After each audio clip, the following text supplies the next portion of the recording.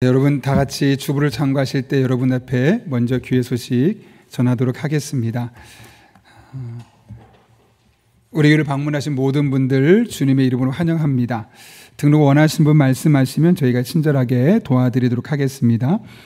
오늘은 대림절 첫 번째 주일입니다. 그러면서 동시에 성찬식을 진행하는데요. 대림절 혹은 대강절이라고 해서 예수님 오신 그날을 우리 기대하고 사모하는 그런 기다림의 절기입니다. 그래서 스톨도 보면 보라색이라고 소망, 기다림 그런 의미를 갖고 있고 제 목회자 셔츠도 그런 색깔과 함께 이제 맞춰 입었습니다. 아무쪼록 우리 성탄절에 이르는 날까지 이 대림절을 기대하면서 이 땅에 우리를 위해 예수님 오신 것을 다시 한번 마음에 되새길 수 있는 그런 은혜가 있었으면 합니다. 돌아오는 이제 토요일은 월세금 예배를 드리는 날입니다. 지난 11개월을 돌아보고 마지막 이제 감사하며 한 달을 기도로 나아가고 또 우리가 회복되어서 2026년을 준비하기 위해서 가능한 새벽에 나오셔서 토요일 하루 또 같이 한 달 동안을 놓고 기도하면 또 은혜가 있을 거라 생각합니다. 그렇게 모아진 감사원금은 어려운 교회들 섬기는 데 계속 사용하고 여러분 앞에 보고 드리도록 하겠습니다. 리더 식탁 교제가 오늘 있습니다. 1시 30분에 정해진 장소로 리더분들 모여주시기를 부탁드립니다. 통과 의뢰가 있습니다. 성탄절에 유아세례 축복기도 있으니 대상자들은 12월 14일까지 사무실로 신청해 주시면 되겠습니다. 여러분 지난 한 해 동안 다양한 부서에서 열심히 수고해 주셔서 감사합니다. 주보 보시면 안에 이렇게 사역 안내라고 있는데 또 그 안쪽에 들어가면 약간 짙은 색깔, 노르스름한 색깔로 있으면 자기 사역 평가서입니다. 이건 뭐냐면 올 한 해를 돌아보면서 나의 사역은 어땠는가 스스로 한번 체크해 보라는 거고요. 또 이 안에는 내 은사가 무엇이 있는가 체크해 보고 교회 안에 부서가 무엇이 있고 또 어떤 은사를 가지고 섬길 수 있는지를 일일이 적어 놨습니다. 보시면서 여러분 한 분 한 분이 주신 하나님 은사를 따라서 헌신할 때 교회 공동체가 또 든든히 세워지게 되어 있습니다. 그렇게 또 사역 신청을 해 주시기를 부탁드립니다. 내일을 잇는 주차장 헌금 작전 관련해서 또 문의하시는 분들이 있어서 간단하게 안내드리면 주보 안쪽에 보시면 약정 기간은 금액은 상관없고요. 최대 3년까지 짧게는 한 번에 할 수 있고 상황에 따라서 천천히 3년까지 할 수 있는데요. 그래서 작정서를 넣어주면 저희가 어느 정도 되었다 하면서 준비하는 과정에 좀 원활하게 진행될 수 있을 것 같습니다. 그렇게 하되 온라인으로도 가능하고 또 헌금 봉투는 다음 주부터 제공이 됩니다. 그곳에 여러분들이 원하는 만큼 하셔서 우리 또 주차장 부지가 잘 확보되어서 하나님께서 우리 교회를 통해 더욱더 일하시는 그런 장소가 되었으면 합니다. 계속해서 리더 수련회가 12월 13일 토요일에 있습니다. 결혼 소식이 있습니다. 조만홍 안수집사님, 고길자 권사님의 아들 김형진 청년의 결혼식이 토요일 오전 11시에 페이지 웨딩홀 2층에서 있습니다. 위에서 많이 축복해 주시기를 부탁드리고요. 또 한송호 안수집사님, 정선호 권사님 자녀 시험 합격 감사로 사랑의 성미 드렸습니다. 전령 어려운 이웃들을 섬기는데 사용하도록 하겠습니다. 더 자세한 내용은 주보를 참고해 주시고 우리 함께 기도하고 하나님의 말씀 먼저 읽고 기도하도록 하겠습니다. 오늘 하나님께서 우리에게 주신 말씀은 느헤미야 9장 32절부터 38절까지 말씀 구약성경 741쪽에 있습니다. 느헤미야 9장 32절부터 38절까지입니다. 우리 하나님의 말씀 제가 봉독하겠습니다. 우리 하나님이여 광대하시고 능하시고 두려우시며 언약과 인자심을 지키시는 하나님이여 우리와 우리 왕들과 방백들과 제사장들과 선지자들과 조상들과 주의 모든 백성이 아수르 왕들의 때로부터 오늘까지 당한 모든 환난을 이제 작게 여기지 마옵소서. 그러나 우리가 당한 모든 일에 주는 공의로우시니 우리는 악을 행하였사오나 주께서는 진실하게 행하셨음이니이다. 우리 왕들과 방백들과 제사장들과 조상들의 주의 율법을 지키지 아니하며 주의 명령과 주께서 그들에게 경계하신 말씀을 순종하지 아니하고 그들이 그 나라와 주께서 그들에게 베푸신 큰 복과 자기 앞에 주신 넓고 기름진 땅을 누리면서도 주를 섬기지 아니하며 악행을 그치지 아니하였으므로 오늘날 우리가 종이 되었는데 곧 주께서 우리 조상들에게 주사 그것의 열매를 먹고 그것의 아름다운 소산을 누리게 하신 땅에서 우리가 종이 되었나이다. 우리의 죄로 말미암아 주께서 우리 위에 세우신 이방 왕들이 이 땅에 많은 소산을 얻고 그들이 우리의 몸과 가축을 임의로 관할하오니 우리의 곤란이 심하오며 우리가 이 모든 일로 말미암아 이제 견고한 언약을 세워 기록하고 우리의 방백들과 레위 사람들과 제사장들이 다 임봉하나이다 하였느니라. 아멘. 이것은 하나님의 말씀입니다. 아멘. 우리 함께 기도하고 하나님 말씀 나누겠습니다. 거룩하신 아버지 하나님, 오늘 우리를 불러주시고 하나님 앞에 선 예배자 되게 하신 은혜를 감사를 드립니다. 피곤할 수 있는 이 시간 우리의 잠자는 영혼을 깨워주시고 특별히 하나님의 말씀에 집중하며 하나님께로 나아갈 때 성령으로 충만케 하시며 선포된 말씀, 내게 주신 말씀으로 들려지는 은혜와 축복의 시간 되게 하여 주옵소서. 예수님의 이름으로 기도하옵나이다. 아멘. 우리 앞뒤 좌우에 있는 분 이렇게 인사해 볼까요? 우리는 하나님의 자녀입니다. 이렇게 인사해 보겠습니다.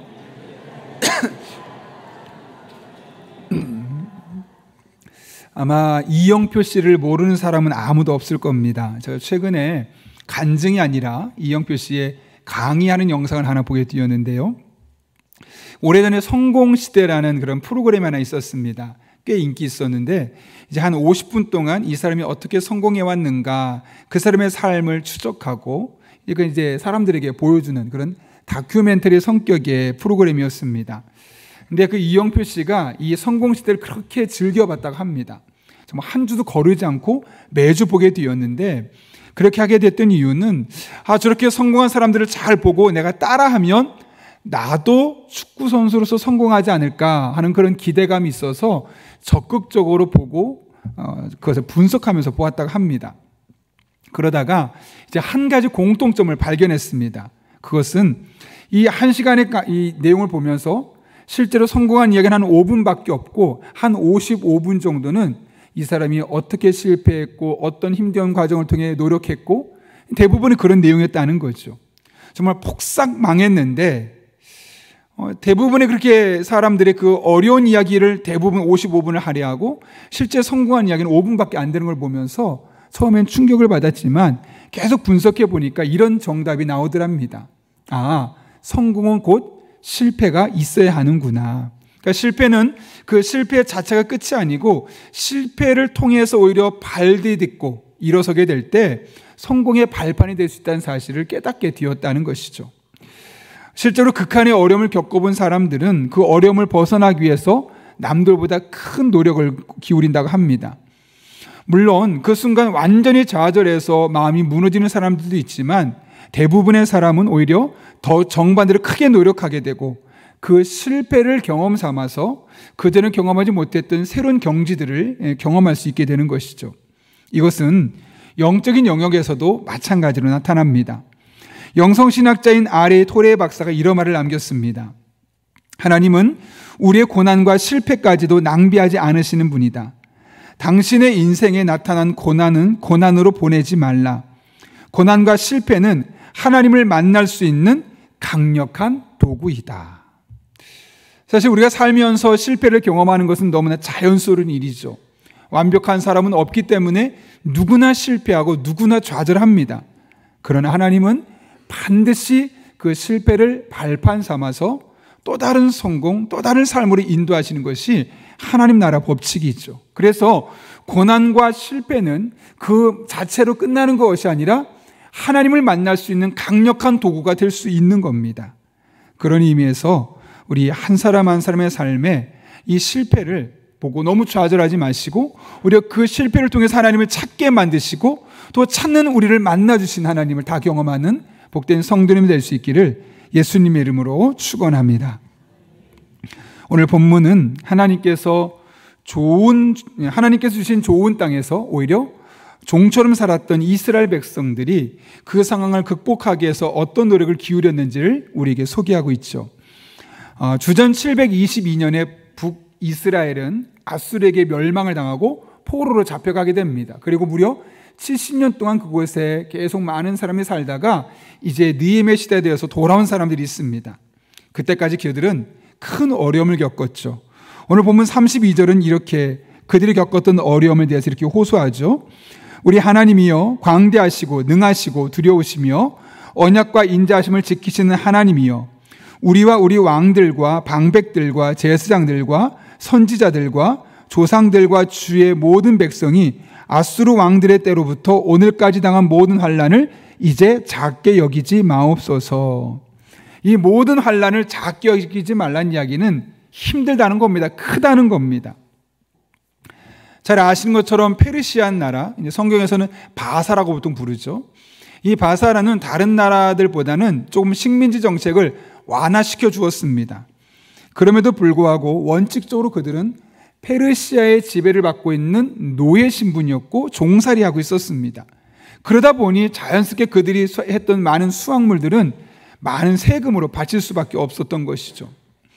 여러분, 일본이 우리나라에 아무리 잘해준다고 해도 그 나라를 잃은 식민지 백성들의 서름이 있지 않겠습니까? 지금 그 이스라엘 백성들이 그런 세월을 70년을 보낸 겁니다. 오늘 본문 말씀 보게 되면 이스라엘 백성들은 36절 표현 그대로 말하면 종처럼 살았다고 합니다. 그것도 하나님께서 인도해 주셔서 살게 하신 그 축복의 땅에서 종처럼 비극적으로 살았던 것이죠. 오늘 본문 36절 말씀 같이 읽겠습니다. 시작. 우리가 오늘날 종이 되었는데 곧 주께서 우리 조상들에게 주사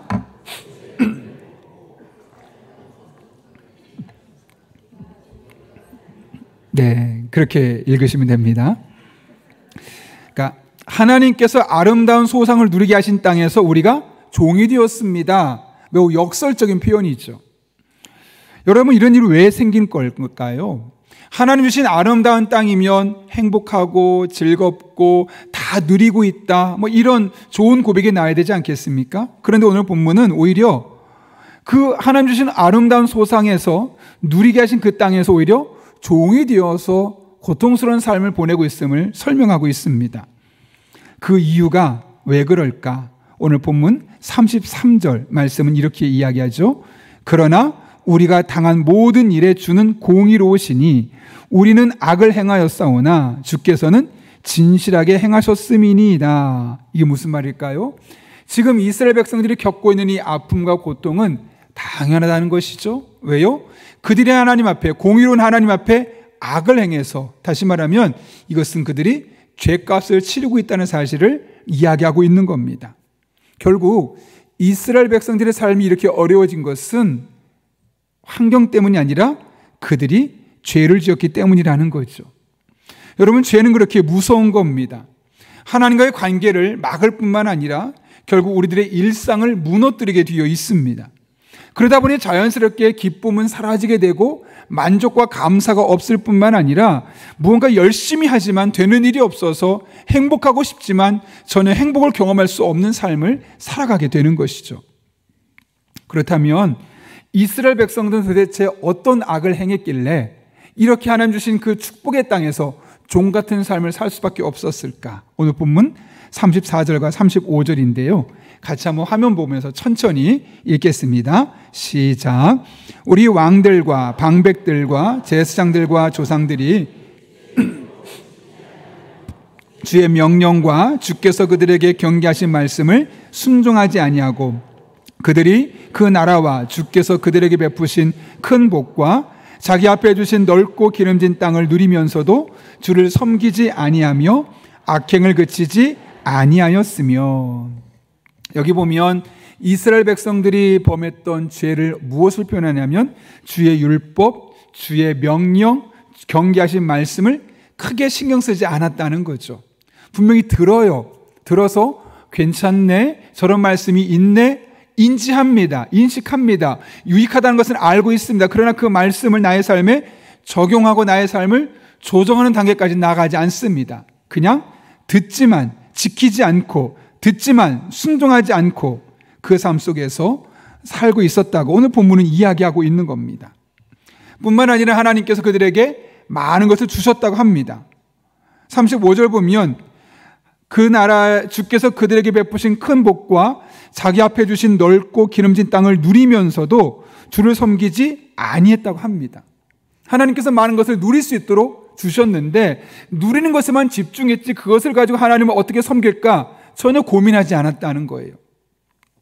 하나님께서 우리에게 건강을 주실 수 있죠. 그러면 그 건강을 어떻게 활용하는 것이 맞을까요? 내게 주신 이 건강을 가지고 하나님을 어떻게 섬길 수 있을까 고민해야 되는데, 그 당시 이스라엘 백성들은 건강하게 하셨으니까 밖에 나가서 취미 활동하고 하고 싶은 거 하고 돌아다니는 겁니다. 또 시간을 주셨습니다. 또 재물도 주셨습니다. 돈도 있고 시간도 있으니까 취미 활동하고 먹고 마시고 즐기고 모든 것을 자기를 위해서 쓸 뿐 하나님을 위해서 어떻게 섬길 수 있을까를 고민하지 않았던 이스라엘 백성들의 모습을 오늘 지적하고 있는 겁니다. 그것을 하나님은 죄였고 악이라고 판단하셨던 것이고, 그 결과 하나님 주신 축복의 땅에서 그 축복을 온전히 누리는 것이 아니라 마치 종처럼 살고 있었다고 오늘 본문 우리에게 소개하고 있는 것이죠. 여러분, 이 상태를 벗어나야 되지 않겠습니까? 오늘 본문을 보시게 되면 이 땅에서 느헤미야와 이스라엘 백성들이 그것을 벗어나기 위해서 했던 행동이 오늘 본문 38절에 기록되어 있는데요. 같이 한번 읽겠습니다. 시작. 우리가 이 모든 일로 말미암아 우리의 방백들과 레위 사람들과 제사장들이 다 임봉하나이다 하였느니라. 아멘. 오늘 본문 보게 되면 그들은 두 가지 행동을 취합니다. 첫 번째로는 견고한 언약을 세웠다고 합니다. 그리고 기록했다고 그러죠. 여기 견고하다는 단어가 참 중요한데요. 이 히브리어 원문을 보게 되면 아마니라고 되어 있습니다. 우리가 잘 알고 있는 아멘 아시죠? 아멘. 신실하다, 신뢰하다는 뜻을 갖고 있는 그 아멘의 여성 형태가 아마나입니다. 그것은 반드시 지키겠다, 그런 맹세의 뜻을 갖고 있는 것이죠. 그렇다면 여러분, 그들이 도대체 무엇을 갑자기 지키겠다는 걸까요? 바로 앞에 있는 말씀이죠. 지키지 않아서, 마땅히 지켜야 할 것을 지키지 않아서 그들이 하나님 주신 축복의 땅에서 오히려 종살이처럼 살게 했던 그 요소들을 다시 열심히 지키겠다 이야기하는 겁니다.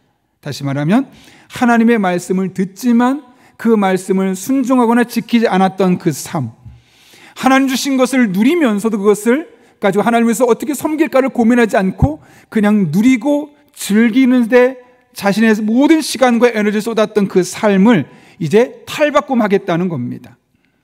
하나님을 향한 무관심이 있었는데 이제는 하나님께 관심을 갖고 하나님과 영적으로 소통하는 삶을 살겠다는 것이죠. 말씀을 가까이 하고 하나님과 관계 맺는 일에 더욱더 힘쓰겠다는 그들의 결단이 오늘 본문에 견고한 언약을 세워서 기록까지 남기는 일에 나타나게 되었다는 겁니다. 그리고 두 번째 했던 행동은 임봉했다는 거죠. 도장을 찍는 겁니다. 여기서 도장을 찍는다는 이야기는 이 문서는 확실합니다. 내가 보증합니다. 반드시 그렇게 하겠습니다. 그런 의미를 강조하기 위해서 사용하는 표현입니다. 이것이 바로 약속의 땅에서 종처럼 살지 않기 위해서 이스라엘 백성들이 선택했던 방법입니다. 조금 더 풀었으면 하나님과 가까이 하며 그 말씀을 붙들고 늘 하나님과 소통하며 하나님 위해서 어떻게 섬길 수 있을까를 고민하며 진지하게 살아가는 삶, 하나님과 영적인 소통하는 그 삶이야말로 오히려 그들이 하나님 주신 그 은혜와 축복을 계속해서 누릴 수 있는 방법임을 느헤미야와 이스라엘 백성은 깨닫게 되었던 겁니다. 이 힘은 그리고 하나님으로부터 이스라엘 백성들에게 주어지는 것이었죠. 사람들은 본능적으로 힘을 추구합니다. 뭔가 잘 됐으면 하는 마음을 갖습니다. 그래서 개인이나 집단이나 어떤 힘을 얻기 위해서 본능적으로 눈물겨운 노력들을 합니다. 왜냐하면 힘이 없으면 뒤처지고 힘이 없으면 밀리고 힘이 없으면 짓밟히기 때문에 그렇죠.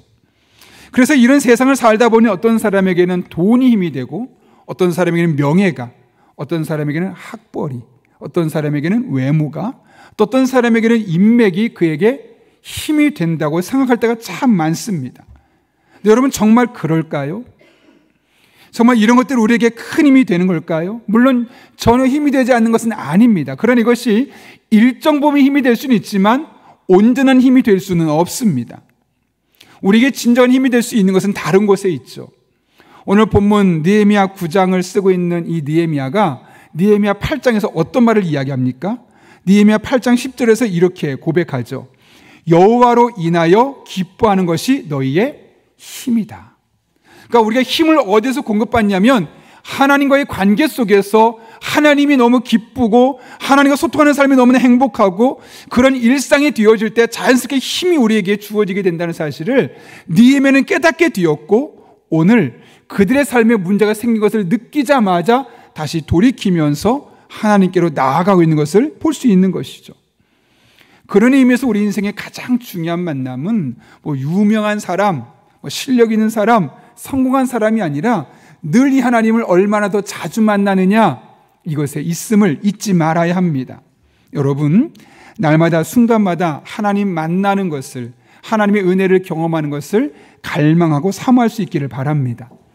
한 번 정도, 일주일에 한 번 정도가 아니라 그냥 나의 일상의 매일매일이 하나님을 만나기를 사모하는, 갈망하는, 마치 목마른 사슴이 시냇물을 찾듯 매일매일 하나님의 은혜에 목말라서 기도하고 예배하고 말씀 붙들고 하나님께로 나아가고자 하는 그런 열망이 있는 것이 우리 안에 필요하고, 그럴 때 하나님으로부터 우리들의 삶에 진정한 힘이 공급됐다는 사실을 잊지 말아야 합니다. 그래서 다윗은 시편 16편에서 이렇게 고백하죠. 내가 여호와를 항상 내 앞에 모심이요 그가 나의 오른쪽에 계심으로 내가 흔들리지 아니하리로다.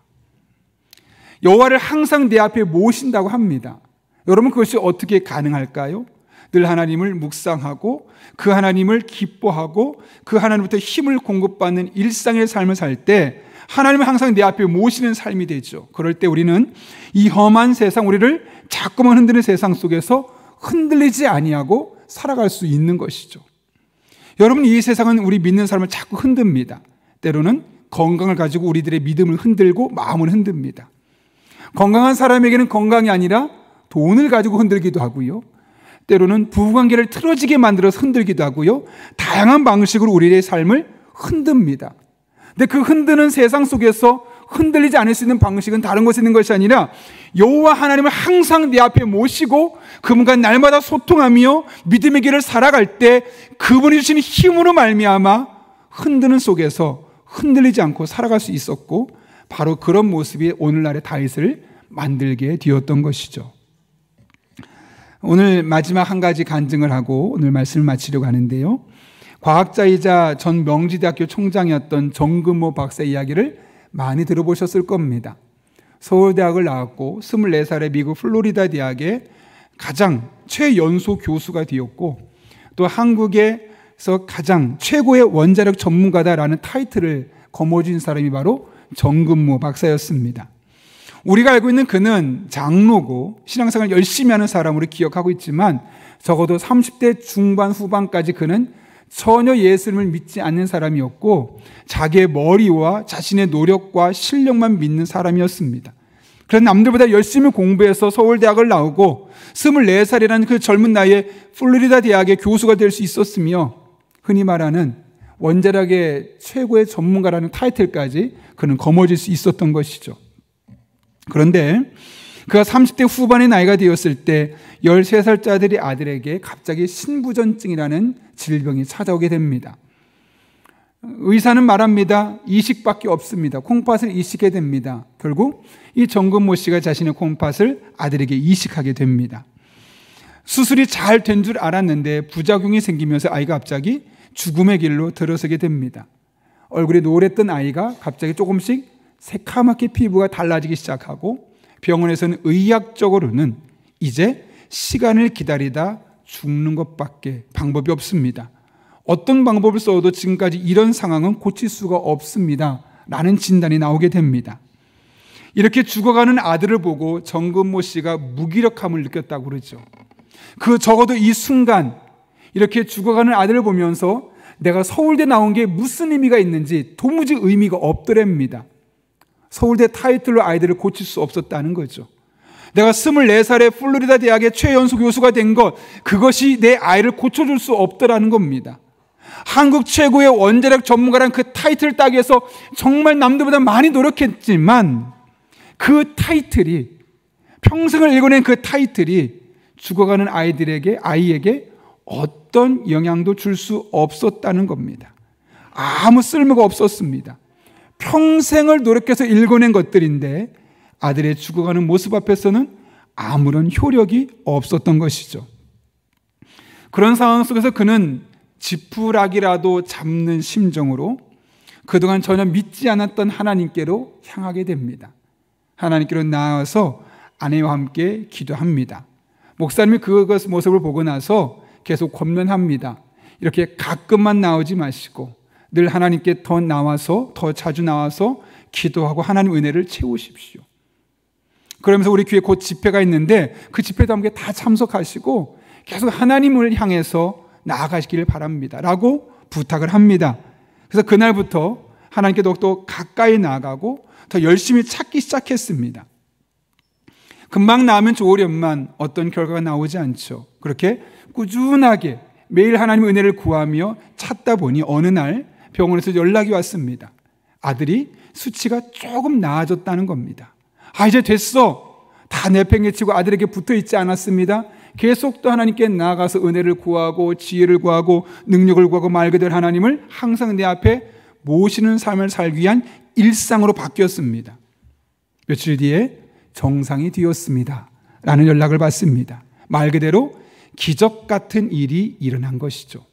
물론 모든 사람이 다 이런 기적을 경험할 수 있는 것은 아니겠지만 적어도 그 순간만큼은 하나님께서 그분에게 그런 기적을 베푸셨고 그날 이후로 정근모 씨에게 가장 중요한 것은 내가 얼마나 높은 성취를 이루느냐, 내 자아실은 얼마나 이루느냐가 아니라 평생 하나님을 조금 더 어떻게 더 찾을 수 있을까, 어떻게 하면 하나님과 조금 더 가까운 삶을 살 수 있을까, 그것이 그의 삶의 가장 중요한 우선순위로 바뀌게 되었다는 것이죠. 그리고 은퇴할 즈음에 이런 책을 썼습니다. 나는 위대한 과학자보다 신실한 크리스천이고 싶다. 위대한 과학자가 되었고 서울대학도 나왔고 흔히 말하는 교수도 되었지만 그것이 결국 내 아이에게는 어떤 일도 할 수 없다는 사실을 깨닫고 나서 하나님 앞에 신실하게, 하나님 앞에 신실한 믿음의 삶을 사는 것이 이 어떤 것을 할 수 없었던 그 일을 해낸 것을 보게 되면서 나의 남은 한 평생은 위대한 과학자는 이름보다는 신실한 크리스천 이름을 달고 살고 싶다. 그런 믿음의 고백을 그 책에서 간증하게 되었던 것이죠. 여러분, 우리 일상도 마찬가지 아니겠습니까? 여러분의 일상은 어떻습니까? 뭔가 잘 풀리고 있습니까? 아니면 여러분의 삶에 실패라는 두 단어가 드리워져 있습니까? 혹여나 여러분의 삶에 여러분의 힘으로 해결할 수 없는 실패 상황이 있고 그 실패 감정이 무기력하게 앉아 있다면 더 이상 그렇게 앉아 있지 마시고 일어서서 마치 목마른 사슴이 시냇물을 찾듯 하나님을 찾고 또 찾을 수 있기를 바랍니다. 하나님을 항상 여러분의 앞에 모시고 그분과 함께 주신 일상을 살아갈 수 있기를 바랍니다. 여러분이 실패라고 생각하는 그 순간 그 실패를 발판 삼아서 일어서게 하신 하나님을 만나게 될 것이고 전혀 새로운 길을 열어주시는 하나님의 은혜를 경험할 수 있게 될 것입니다. 그런 은혜가 저 여러분의 삶 가운데 경험될 수 있기를 예수님의 이름으로 축원합니다.